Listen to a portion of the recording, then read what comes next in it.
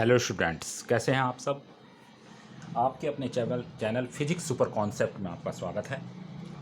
इस चैनल पर मैं आपको जो है इलेक्ट्रोस्टैटिक्स पढ़ा रहा हूं, जिसके हम न्यूमेरिकल्स कर रहे थे।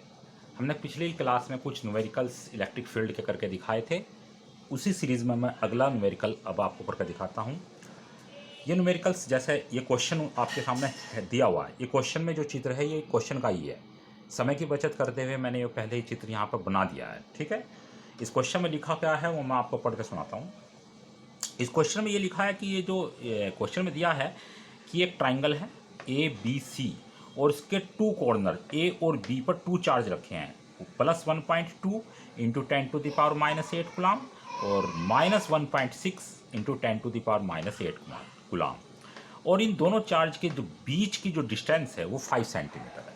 ओके, इस ट्राइंगल की जो दूसरी साइड है AC वो 3 सेंटीमीटर है और BC वो 4 सेंटीमीटर है। क्वेश्चन में पूछा गया है कि इन दोनों चार्ज के कारण पॉइंट C पर कितनी नेट इलेक्ट्रिक फील्ड कितनी होगी। यानी हमको इस क्वेश्चन में निकालना है E नेट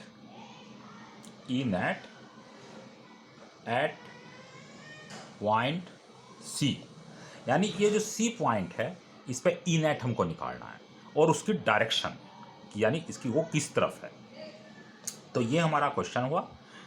अब इस क्वेश्चन को हम करके देखते हैं कि ये कैसे होगा, ठीक है। देखो, जैसे इस क्वेश्चन में दो चार्ज दिए हुए हैं इसके A और B एंड पर। यह है +1.2 इंटू 10⁻⁻8 कूलाम और यह है -1.6 इंटू 10⁻⁻8 कूलाम। ये जो चार्ज है पहले वाला, इससे इस C पॉइंट पर हमें नेट इलेक्ट्रिक फील्ड निकालनी है। तो इस चार्ज के कारण इस पॉइंट C पर जो इलेक्ट्रिक फील्ड है वो मान लेते हैं E1 है, जिसकी डायरेक्शन आप जानते हैं प्लस से उससे अवे होती है यानी दूर।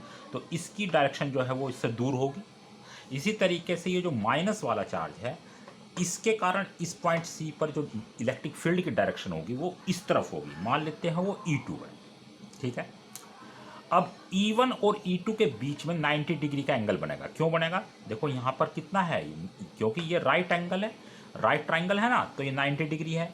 और आपको पता है कि ये जो साइड है AC E1, ये जो साइड है इस पर पूरा का पूरा ये जो पॉइंट ये वाया एंगल है ये वाला, ये क्या है, लीनियर पेयर बना रहा है। तो जब ये 90 डिग्री है तो डेफिनेटली ये कितना बचेगा, ये 90 डिग्री बचेगा। तो यानी E1 और E2 इनके बीच में जो है वो 90 डिग्री का एंगल है, ठीक है। अब मान लेते हैं कि E1 की वैल्यू पहले हम निकालते हैं कि कितनी है E1। तो इलेक्ट्रिक फील्ड को आप जानते हैं कि इलेक्ट्रिक फील्ड जो होती है उसका फॉर्मूला होता है 9 इंटू 10⁻, किसी पॉइंट चार्ज के कारण r डिस्टेंस पर अगर हमें इलेक्ट्रिक फील्ड निकालते हैं तो उसका फॉर्मूला क्या होता है, E = 9 इंटू 10⁻9 Q/r²। इसी फॉर्मूले को हम यहाँ पर अप्लाई करते हैं। इस चार्ज के कारण इस पर जो इलेक्ट्रिक फील्ड है E1 वो है हमारी E1 = 9 इंटू 10⁻9 Q1 का मतलब ये चार्ज कितना है, ये चार्ज 1.2 इंटू 10⁻⁻8 कूलाम अपॉन इस चार्ज से कितने डिस्टेंस, 3 सेंटीमीटर डिस्टेंस पर यहाँ पर। तो ये हो जाएगा हमारा 3 इंटू 10⁻⁻2 सेंटीमीटर को मीटर में कन्वर्ट किया का होल स्क्वायर। तो कितना हो जाएगा ये हो जाएगा हमारा 9 इंटू 1.2 इंटू कितना होगा, 9 में से 8 गया, 10⁻1 10⁻1 3 3 जा 9 इंटू 10⁻⁻4 ये कितना होगा, 10 से 10 कैंसिल, तो 1.2 इंटू 10⁻, ये प्लस का 4 ऊपर जाएगा तो प्लस की 5। और इसकी डायरेक्शन क्या होगी, इसकी डायरेक्शन E1 की क्या होगी, AC। तो AC दिशा में, तो ये हो गया हमारा E1। इसी तरीके से हम E2 निकाल लेंगे। E2 कैसा होगा, E2 हो जाएगा E2 = 9 इंटू 10⁻9 Q कितना है, ये 1.6 यानी 1.6 इंटू 10⁻⁻8 अपॉन r²। यहाँ से लेकर यहाँ तक कितनी है r, यानी 4 इंटू 10⁻⁻² का होल स्क्वायर। इसको कैलकुलेट करेंगे जब हम, तो कितना हो जाएगा, ये हो जाएगा 9 × 1.4 अपॉन 4 4 जा 16 इंटू 10⁻², 2 जा 4, ऊपर जाके कितने बढ़ गए, 9 और 4 13, यानी 13 इंटू 10⁻⁻8। इसको कैलकुलेट जब हम करेंगे तो ये कुछ इस तरह से आएगा। E2 16 से 16 कट गया तो 0.1 बार कट गया, 0.1, और वो 0.1 को जब पावर में कन्वर्ट करेंगे तो -9 हो जाएगा, 9, और ये हो जाएगा हमारा, यानी ये बच जाएगा हमारा, यहाँ पे लिख कर देता हूँ मैं, E2 इक्वल, ये 9 बच गया हमारा, ये हो जाएगा, इसके इसको काटेंगे तो कितना हो जाएगा, ये 0.1, 13 में से 8 के कितने बच गए, ये हो जाएगा 5, सॉरी प्लस के 5 बचेंगे, और इस पॉइंट को इधर ले जाएंगे तो ये माइनस में हो जाएगी, यानी हो जाएगा 9 × 10⁻⁻4 न्यूटन पर कूलाम, और यहाँ पर भी इसका मात्रक न्यूटन पर कूलाम। अच्छा, इसकी डायरेक्शन क्या होगी, इस वाले E2 की डायरेक्शन क्या होगी, CB, तो इसकी डायरेक्शन होगी CB दिशा। E2 आपको निकल गए, E1 E2 दोनों पता चल गए। अच्छा, उतार दो जल्दी, उतार लो उसको। तो E1 और E2 हमारे दो निकल गए, मैं इसको रफ कर देता हूँ, ठीक है। यानी E1 की वैल्यू हमें पता चल गई है और E2 की वैल्यू पता चल गई है। अब E1 और E2 को मैं यहाँ लिख देता हूँ। ये E1 कितना आया हमारा, 1.2 × 10⁻+5, ठीक है। अब E1 और E2 हमारे पास दोनों वैल्यू आ चुकी हैं। अब हम नेट इलेक्ट्रिक फील्ड निकालते हैं। ये मान लेते हैं कि, अब देखो E1 और E2 की वैल्यू दोनों अलग अलग हैं, तो हम मान लेते हैं कि जो नेट इलेक्ट्रिक फील्ड वो कहाँ जाएगी, वो इनके बीच से नहीं जाएगी, हाँ जाएगी बीच से, बट क्योंकि दोनों की वैल्यू अगर सेम आती तो बिल्कुल इसके बीच से होकर गुजरती, यानी 45 डिग्री पे। लेकिन अभी हमें पता नहीं कि वो कितने डिग्री पे, मतलब कि उसकी डायरेक्शन क्या है। तो मान लेते हैं कि E1 से वो थीटा डिग्री एंगल पर इस साइड है, यानी इस तरफ CE डायरेक्शन में, इस तरफ। तो अगर नेट इलेक्ट्रिक फील्ड हम निकालेंगे तो उसका मैग्नीट्यूड कितना होगा, उसका मैग्नीट्यूड, दो वेक्टर क्वांटिटी अगर थीटा एंगल पर होती हैं तो उनका मैग्नीट्यूड निकालने का क्या फॉर्मूला होता है, आपको पता है होना चाहिए, √E1² plus E2² plus 2E1 E2 cos theta. Value रख दो, E1 की वैल्यू कितनी होगी बचाओ, E1 की वैल्यू यहाँ से रखेंगे, वो जो पहला आई थी 1.2, यानी 1.2 × 10⁻5 का होल स्क्वायर, प्लस E2 की वैल्यू कितनी है, 9 × 10⁻4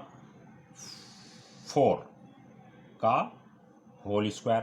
अच्छा, E1 E2 कोस 90, E1 और E2 के बीच में 90 वैल्यू रखेंगे तो 90 की वैल्यू 0 होती है, तो मैं यहाँ ये लिख ही नहीं रहा हूँ, ठीक है। इसकी वैल्यू क्या हो जाएगी, यहाँ पे 0 हो जाएगी। इसको कैलकुलेट करेंगे तो ये कुछ इस तरह से आएगा, 1.2 का स्क्वायर करेंगे कितना आ जाएगा, 1.44, 12 का स्क्वायर 144, और इंटू 10⁻5 दूनी 10, ठीक है, प्लस 9 का स्क्वायर करेंगे 81, और इंटू 4 2 जा 8, ये हो गया 8। अब इसको अगर हम प्लस करते हैं मेरे प्यारे बच्चों, तो ये जो है इनकी दोनों की पावर सेम होनी चाहिए। तो यहाँ देखो 0.44 है, अगर इस पॉइंट को मैं इधर ले जाऊँ यहाँ पर, तो 10 में से 2 गए 8, कितना हो जाएगा, 8 हो जाएगा, यानी ये इस तरह से हो जाएगा 144 गुना 10⁻8 प्लस 81 × 10⁻8। ये 144 और 8 कितने हो गए बताओ जरा सोच कर, 4 और 1 5, 8 और 4 12, और 1 1 2, इतना हो जाएगा 10⁻8। जब इसको रूट लेंगे हम तो 225 का रूट कितना होता है, इसका होता है 15, मैं यहाँ पे लिख दे रहा हूँ इसको आगे, ये हो गया 1.5, 15 लिख लो, 15 इंटू इसका रूट कितना होगा 10⁻4, आधा हो जाएगा। इसको हम ऐसे नहीं लिख सकते हैं 1.5 इंटू 10⁻, यहाँ है तो इधर जाएगी 5 न्यूटन पर कूलम। यानी जो ई नेट होगी हमारी, उसका जो यानी ई नेट का जो वैल्यू होगी इस पॉइंट पे, ई नेट की वैल्यू वो हमारी इतनी। समझ में आया? ये कैलकुलेशन है, ये कैलकुलेशन आपको थोड़ी आनी चाहिए इतना। अब इसकी डायरेक्शन देखते हैं, डायरेक्शन कितनी होगी, उतार लो उसको। ठीक है, डायरेक्शन देखते हैं। डायरेक्शन होगी इसकी, रफ कर दो। ठीक है, अब हमें डायरेक्शन देखनी है। ये थीटा, इस थीटा एंगल आपको पता है, ये थीटा है और ये कितना है यहाँ पे, ये बताओ। ये 90 डिग्री है यहाँ पे, ये 90 डिग्री है।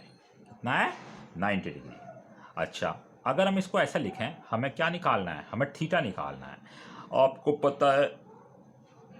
आपको पता है कि E1, देखो ध्यान दो, ये एक्यूट एंगल है, न्यून कोण। इसके सामने का जो साइड है ये परपेंडिकुलर हो जाएगा और ये क्या हो जाएगा?